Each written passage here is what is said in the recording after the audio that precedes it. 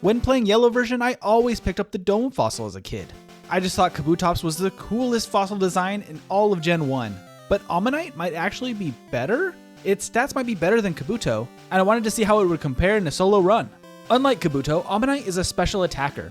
It also has the rock type as well, which means it's going to be resisting all of the normal type attacks in the early game. This makes battles like the lab battle against Eevee or the battle against the rival on Route 22 much easier. And at 100 base defense, it actually has higher defense than Kabuto. This means that even at level 6, I can easily beat the rival because of the typing, and I have access to Water Gun as my initial move. This will obviously be really good for Brock, but it will also be very useful for some of the early encounters like Rattata or Pidgey that have pretty low special stats. I do catch Pidgey in the Vermillion Forest in order to use Fly later. I named this Count for Count P. Thank you so much, Count, for being subscribed. You rock. If you want to see your name mentioned in these videos, make sure to get subscribed and get in the comments and let me know what you think of Omanyte. Besides the rival on Route 22, the only other trainer I fight is the required one in Vermillion Forest. Other than that, I head straight to Pewter Gym. I do fight the Light Years trainer just for a couple of extra levels to make Brock even easier. I probably could have fought Brock already, but by level 10 I do so much damage against him that it's just an easy win. He's actually lower level in Yellow because you don't have access to a water or grass starter. I don't even need to heal up or save the game. I can just walk straight in and take the win. After that, Route 3 is no problem since Omanyte is now a decent level. This is the reason I fought the Light Years trainer before beating Brock. If I was just to go straight to Brock, I can end up being a little under leveled for these trainers here, and some of the attacks like Wrap or the Poison status could actually make these a little bit harder than they need to be. Because it resists normal types, Omanyte can make quick work of these trainers and make it to Mount Moon. Here, Kabuto had to stop and pick up the Water Gun TM, but since I already know that move, I'm just going to keep on going. I will fight 3 optional battles in Mount Moon. I'll beat the Super Nerd in order to get the rare candy, then I'll take on the Hiker, who has just a bunch of rock Pokemon that are easy with Water Gun, and then I do fight the Rocket in the bottom floor just to get the Ether, just in case I ran out of PP. I think I might have been able to skip this, but it would have been risky in case I ran out of Water Gun. At the end of Mount Moon, I have to fight Team Rocket, but they're pretty much a breeze. They can't deal any real damage, and Water Gun is a special move and has stab, so it's actually pretty good here. And that gets me to Celadon City. Here I go straight for the rival. I'm planning an easy battle against him even though I'm not a super high level. Omanyte is set up for success for this fight and all of Nugget Bridge really. I could have stopped and fought a lot more of the optional trainers along the way in order to be a higher level and get to level 20 or more before this fight. For the rival it's not really necessary, and I have another strategy in order to gain some levels here. After a quick fight against the rival, I can clear Nugget Bridge pretty easily. I do get to this Mankey trainer and he actually gets pretty lucky and deals a lot of damage with fighting type moves. This got a little closer than I was expecting. That base 35 HP is rough, it just doesn't have the bulk to make use of that defense stat. Once I complete Nugget Bridge, I can pick up Charmander. I name it Ujogi, thank you so much for being subscribed. You rock. After collecting this new team member, I can take Route 25 and clear all of the trainers all the way up until the end. This gets me up to level 23, but I know I'm going to need some more levels in order to beat the last at the end. Her Oddish is going to do a lot of damage with Absorb, and I'm really scared that I'm not going to be able to do enough with Water Gun. Oddish is going to resist it, and it has decent special, so I know it's going to be a tough fight. Instead of fighting all of those early trainers, I found out that it's much quicker just to fight Misty. Now I know that I'm never going to be able to beat Misty, or most likely not going to be able to beat Misty at anywhere near this level. Her Starmie can just deal too much damage, but that's actually a good thing here. I box my extra team members, and then I can head in to fight her over and over again. This Blackout training will actually get me a lot more experience more quickly than those early trainers in Vermillion Forest or in Mount Moon. I will always beat her Staryu, but her Starmie will take me out immediately. I can just keep going again and again and blacking out again and again. After a lot of resets and about 3 minutes of real time, I can get up to level 26. This is the first level I think that we have a chance to beat this last at the end of the bridge, so I'm going to go try her now. In this fight, I get a crit right off the bat, which means that I have a chance. I can knock out the Pidgey without getting hit by Sand Attack as well, so that sets me up for success. I hit the Oddish, we're getting close, but then I get a Gen 1 miss on Water Gun, and that decided the battle. If I had hit that Water Gun, I would have defeated the Oddish with an excellent time of under 20 minutes, but no, it was not meant to be. Now, I don't use perfect DVs for these runs. I want this to feel much like the base game that you would experience on a normal Game Boy. This means I have to try a few times at the beginning to get the best stats I can, and this time for this Omanyte, I had a 13 DV out of 15 in both speed and special, which means I just don't quite have enough damage at level 26 to take out the Oddishes. That means one thing, I gotta go back to Misty. I gotta go Blackout again and again and again. When I get to level 27, I just have 2 experience I need. I can go knock out a wild Pokemon just to get to level 28. And now I should have a guaranteed win against this last. Well, I hope so, at least. At level 28, our Lord Helix can finally deal enough damage to knock out the Oddish in 3 hits, even with the Absorb healing, and we can finally have the win against this lass. Now, I thought she would be Kabuto's rival, but Omanyte really had a tough time here, and it feels like a real victory to finally move on to Vermillion City. Now, we gotta go to the SSN. I need Body Slam in order to beat Misty. I found that out before, and I probably won't use it much in the late game after that. I run into Blue on the SSN as well, and his team is very easy at this point. We're super over leveled. As I get to the Eevee, I'm level 30, which is really strong, and Water Gun is great still, so Omanyte just cleans up his team. From there, we can watch the SSN sail off into the horizon. Love this little animation, and then we can go pick up the bike voucher. After the old man gives us a bike voucher, we can dig back to Celadon City, and I can go fight Misty for real this time. Body Slam finally makes this possible. Water Gun just really didn't have the damage when faced with Bubble Beam. We even get the paralysis on Starmie, which is really nice. That really ensures the victory, and Lord Helix can finally move on with a second gym badge. But from there, I'm expecting Omanyte's Gen 1 journey to be quite easy, really. We can bike back down to Vermillion City and fight Surge. While Surge does have Thunderbolt, he's not going to know when to use it. He doesn't have good AI, so his Raichu is just going to be stumbling around. And in all honesty, I think Omanyte might have a chance to survive. Its special is really good. I think it's actually higher than Raichu's base special, or at least matches it. It's good and confident because Lord Helix takes an easy win here. That means we can go talk to Officer Jenny and pick up our Squirtle. We get Squirtle and name him Kevin. Thank you so much, Kevin, for being subscribed. If you haven't subscribed yet, make sure to do that, and like the video if you want to see more of this Pokemon Weekly content. But as I journey toward Rock Tunnel, I have one other big hurdle here, and that's the Rapping Junior Trainer. She can be a real problem with all her status conditions and wrap on her Bellsprouts. Luckily, I get poisoned against the Oddish, and I don't get paralyzed. That's really important because Lord Helix doesn't have a chance of knocking any of these out in one hit. I just don't have enough attack. But Helix gets lucky and both of the Bellsprouts use Growth, meaning I never get hit by Wrap, and I can knock them out without getting trapped here. There is still one more Grass Trainer along the way here in Rock Tunnel, and I get put to sleep in this battle, and Oddish just absorbs and takes out Lord Helix. It's a tough loss, but we can get back to her, and we get poisoned this time instead of put to sleep, which is much better, but then I realize I don't have an antidote. So I have to go through the rest of this cave with the poison status. I limp my way along to the self-destructing hiker, but I take an easy win there, and I barely make it out of the cave, but we did it. And we made it to Celadon. I do pick up a bunch of items and do some errands here. I'm really feeling good about Omanyte so far.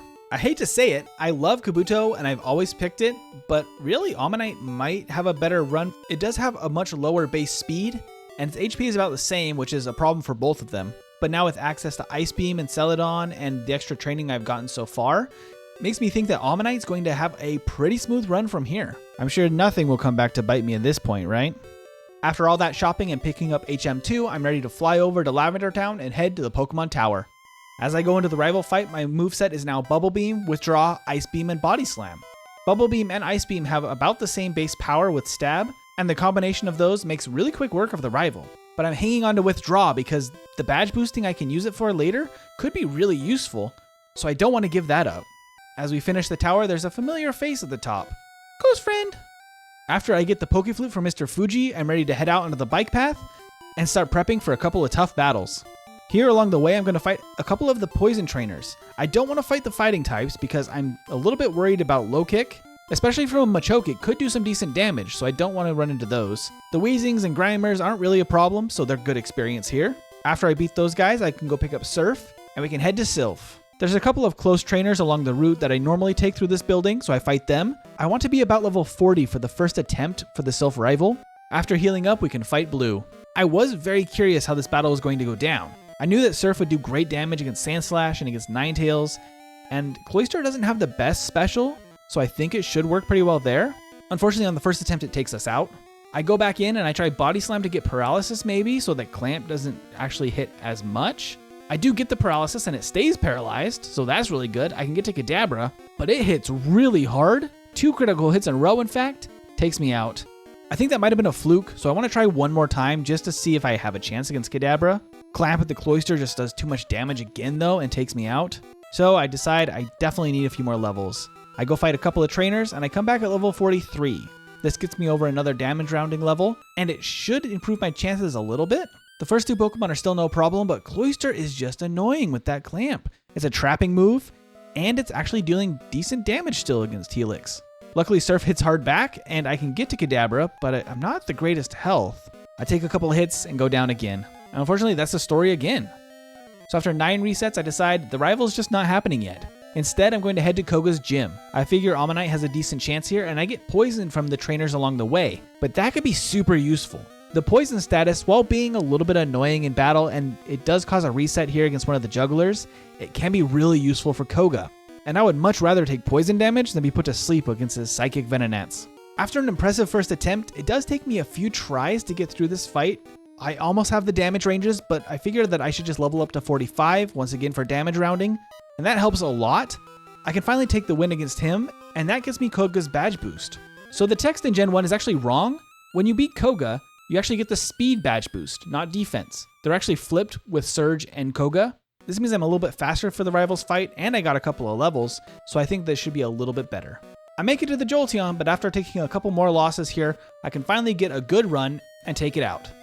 For now, it only has Thunder Shock, but it will have Thunder later on, which isn't accurate, but it will hit really hard. But we can easily sweep Giovanni's team with a combination of Ice Beam and Surf. I don't think his gym will be a problem at all later either. Now with Giovanni defeated, I do have a couple of options that I could take now. Sabrina and Blaine are both now available. Because I have Ice Beam and I want the Strength HM and the rare candy from the Warden's house in Fuchsia, I backtrack and fight Erica. This fight is actually super easy, just a couple of one hits from Ice Beam, and at this high level, she really poses no threat. So I go pick up those items from the Warden and we can head to Cinnabar Island. I'm actually going to put off Sabrina for now. I don't often do that in Yellow, but the double resistance to Blaine's Pokemon really helps, so I'm going to go take him on now. Surf is going to hit extra hard with Omanyte's great special and the super effective damage. So Helix earns a decisive victory and claims the Volcano badge, which also gives us a special badge boost, which is useful for Sabrina. Omanyte does have one problem though. Because it's slower than Kabuto, it actually cannot outspeed the Abra. This means that I'm likely going to get my accuracy dropped in that first turn, and that makes this fight much less consistent than it should have been. Luckily, Sabrina doesn't really know what she's doing in Yellow. Her Alakazam just doesn't do much. I miss a ton of times, but I can just kind of luckily take the win there. Messy, but it works, I guess. But that victory means that we only have one more gym badge to go, and I'm going to go straight to it because I'm not even scared of him. It's Giovanni. And Kabuto and other first stage Pokemon, especially those that have weaknesses to his team, almost all have to use Mimic to steal Double Team. Omanyte though might have it without. I go straight in and decide not to use that move for the first attempt. I figured that Surf might be able to hit hard enough that it doesn't even matter, and it doesn't. Omanyte washes away his entire team, no problem. But that means it's time to fight the rival here on Route 22. I tried this rival fight first at level 52. I get to Kadabra, but I just have a tough time with that matchup. For some reason, that seems like the biggest problem on his team today. Leveling up to 53 does give me access to Hydro Pump, but I don't really want it. The accuracy is not great, and honestly, Surf is just more reliable. Maybe at some point I could do a run, or there is a Pokemon maybe out there I could find that would have to use Hydro Pump. I almost never use it though in these games. It has incredible base damage, but moves with low accuracy are just really tough to use. Besides those last two Pokemon, I have good answers now for the rest of his team. But after 18 total resets in the run, I can finally make it to Jolteon with some badge boosts, and that makes it so I can take the win. And that means it's finally time for us to head to the Indigo League and start our battles against the Elite Four. I figure that I should just try Lorelei and see where we're at. So I figure that I could try a couple of different things just to see how Lorelei would go. I'm pretty sure that I could do well, but this first battle kind of teaches me otherwise. As I mentioned, Omanyte's special stat is pretty decent, and I figured that I might have a chance even at this level. The reason that I try not to use my rare candies until the end of the game is that you can actually end up getting an extra level, or even two, if you put off rare candies for as long as possible. I tried to do the same tactic that I did with Kabuto for Omanyte today. I'm going to set up with Withdraw against the Dugong. This will give me a bunch of badge boosts, and could help me deal enough damage to the rest of her team that I won't have any issues. I am worried that Body Slam is just not going to have the damage it needs for her later team members. Omanyte's low attack might be a drawback here. After 3 resets against her, I realize I should just be using the rare candies. It's not worth the resets to try to get that one extra level if it means that my play gets sloppier and worse. While using the rare candies, I realized I should also just teach Mimic instead of Body Slam at this point, and I could just be using Mimic to steal Amnesia and set up my special. This tactic would mean that I would need to take out Cloyster and Dugong as quickly as possible, which at level 63 luckily is not the worst thing. I do get one reset trying to do so, but I can make it to Slowbro and steal Amnesia. At this point, I'm really confident that Helix has it now. After boosting up to 711 special, I actually have a ton of damage, and even Surf can take out the rest of her Pokemon in one hit. We'll just breeze over the next guy that's just here for some reason. Bruno is really bad against any water Pokemon, especially Omanyte with great special. Oh, he does do a little bit of damage. I guess good for him. After Bruno is Agatha. And Kabuto taught me to be really wary of this first Gengar. And for good reason, Mega Drain is a huge problem. Paralysis from Lick can also make things even worse. After a messy start and then one fight where she swaps at the wrong time, I can Steel Substitute and get that set up and be able to surf through the rest of her team with just a little bit of health to spare. She's tough, but maybe not as tough as this last challenge, Lance's Gyarados.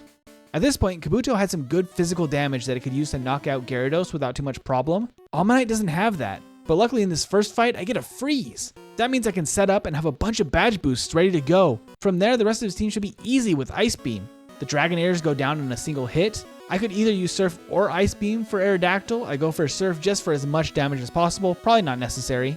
But then I get a level up right in front of the Dragonite. I lose my speed boosts, and that means that it goes first and can knock me out. After such a lucky start, that's real rough. After one more loss to his Gyarados, I can finally make it past and use Ice Beam to get through the Dragonairs, and then I can set up against Aerodactyl. I used a rare candy before this fight, my last one, so that I don't level up before Dragonite, and with my defense boosted and my other stats badge boosted, I can take out Aerodactyl and Dragonite with no problem. That's why I hang on to these rare candies until the last second, or at least a couple of them. If you have a bad level up in one of these late game fights, it can really ruin a run. I've had that happen before and it's rough. And now at level 66, with a new moveset of Surf, Withdraw, Rest, and Mimic, I'm ready for Champion Blue. I have a very unfortunate problem. With Kabuto, I set up against the Sandslash. This would actually be a pretty good strategy. Withdraw would mean that I would take less damage from Earthquake, and it would also badge boost my other stats, and then I could just heal up and then wipe his team. But today I'm leveling up right after that Sandslash, which means I'm going into the Alakazam without any badge boosts every time, and that's a tough matchup. It knocks me out on my first try right away. My next attempt I can actually get all the way to Cloyster, but the combination of Leech Seed and Clamp is just really tough. On my next attempt I get taken out again, and the possibility of getting under an hour and 30 slips through my fingers. I realize I'm just taking too much damage by stealing Earthquake, and it's just not going to be able to happen. I realize I just have to take out Sandslash and just hope for the best against Alakazam.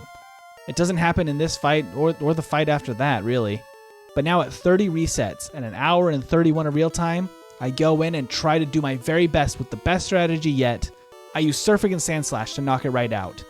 That means I'm at a higher health and I can tank a couple of hits from Alakazam, and no Kinesis, which is really good. My accuracy isn't dropped. That means I can start setting up against Executor, which will always use Leech Seed. It thinks it's super effective. Once I'm fully set up and healed up as much as possible, I can actually steal Hypnosis. Hypnosis is going to be the answer here. Once I have that, I can slowly knock out Executor with Surf. It's kind of annoying to have to do this, but it's the only option at this point. I get to Cloyster at decent health then. With the badge boost, my Surf actually does good damage. I take a little bit of damage from Leech Seed, but I can get past. Ninetales is never a problem. My typing is great for that. And it all comes down to Hypnosis. If I hit with Hypnosis or the Jolteon misses a Thunder, we have a chance. And it hits. That puts the Jolteon to sleep. I can hit with Surf, it stays snoozing, and I can knock it out and take the win. And that means Omanyte has completed the game. With a real time of 1 hour and 32 minutes and 48 seconds, and a game time of 4 hours and 59 minutes, at level 67, Omanyte has beat Yellow version. With those numbers, it does prove that Omanyte might be the better fossil from Mount Moon in Gen 1. On paper, it looks incredible, but it did struggle in a couple of places throughout the run. I think I'll still be picking Lord Dome every time I go through Mount Moon, but Omanyte did very well today. Thank you everyone for watching. Make sure to like the video, and until next time, have a wonderful day.